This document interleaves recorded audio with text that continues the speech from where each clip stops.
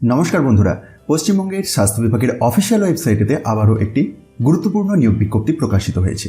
এখানে 10টি শূন্য পদের কথা বলা হয়েছে।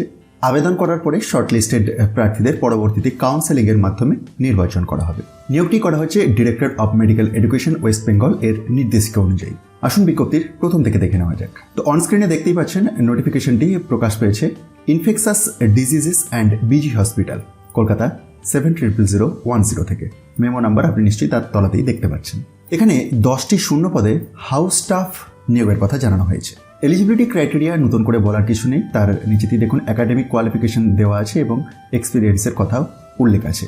অর্থাৎ এই পদের জন্য আবেদন করতে হলে প্রার্থীদের অবশ্যই MBBS পাস হতে হবে, ইন্ডিয়ান মেডিকেল কাউন্সিল অ্যাক্ট অনুযায়ী স্বীকৃত, আর যে কোনো স্টেট মেডিকেল কাউন্সিলের রেজিস্ট্রেশনটিও থাকতে হবে, আর 1 বছরের কম্পালসারি রোটেটারি ইন্টার্নশিপ সম্পন্ন থাকতে হবে।